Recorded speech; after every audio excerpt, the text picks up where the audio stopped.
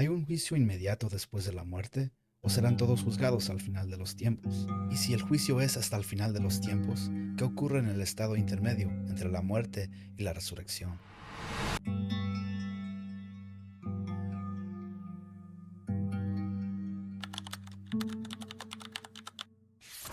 En el último estudio miramos cómo la palabra Gehenna fue usada por Jesús para describir el lugar de castigo para los injustos, y tomamos nota de cómo Jesús claramente hace la conexión entre Gehenna y el fuego eterno, lo que ahora asociamos con la palabra infierno, un lugar en las profundidades de la tierra que arde con llama y fuego.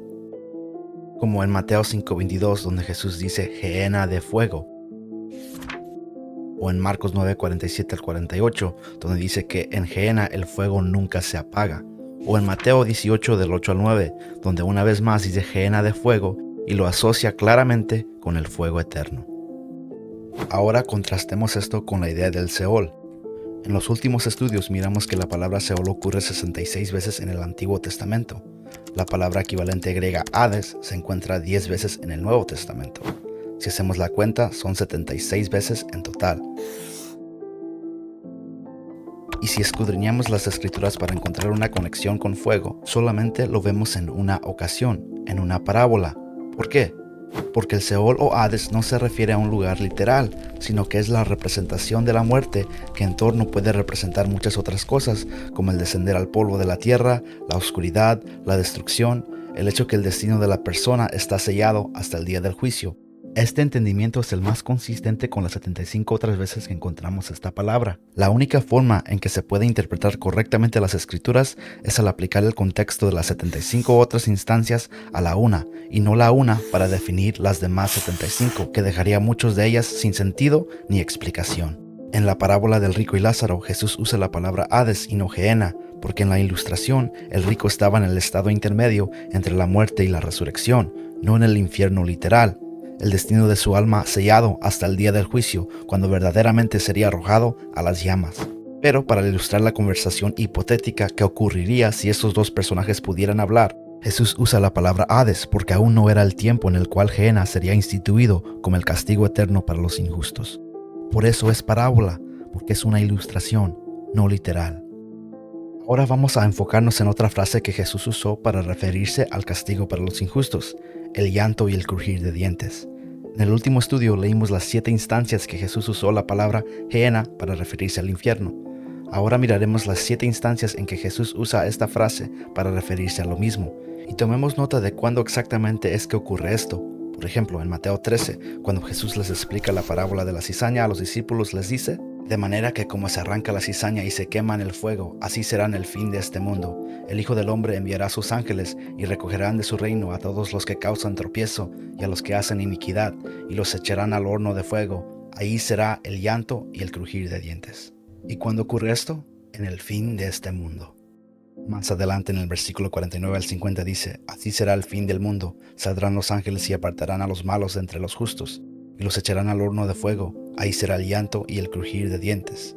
Una vez más, ¿cuándo? En el fin del mundo. En Mateo 22, hablando sobre el hombre que no vino vestido de bodas, haciendo referencia a las bodas del Cordero al final de los tiempos, Jesús dice: entonces el rey dijo a los que servían: atadle de pies y de manos y tomadle y echadle a las tinieblas de afuera. Ahí será el llanto y el crujir de dientes.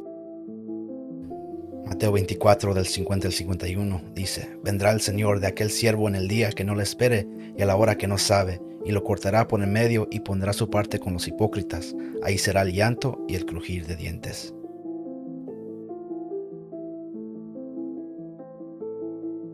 Mateo 25 y 30, sobre la parábola de los talentos, haciendo referencia al juicio final, el Señor dice: y al siervo inútil echadle en las tinieblas de afuera. Ahí será el llanto y el crujir de dientes. Una vez más, el contexto es claro. ¿Cuándo ocurre esto?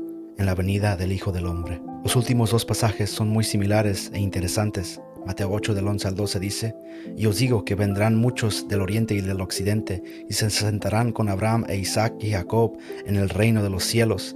Mas los hijos del reino serán echados a las tinieblas de afuera. Ahí será el llanto y el crujir de dientes. Y Lucas 13 del 27 al 28 dice, pero os dirá, os digo que no sé de dónde sois, apartaos de mí, todos vosotros, hacedores de iniquidad. Ahí será el llanto y el crujir de dientes, cuando veáis a Abraham y a Isaac y a Jacob y a todos los profetas en el reino de Dios, y vosotros estéis excluidos. Entonces, ¿cuándo es que verán a Abraham? Después de la segunda venida, en el juicio final. Entonces miramos que este lugar del lloro y el crujir de dientes es sinónimo con el juicio final al final de los tiempos, que ocurre después de la resurrección.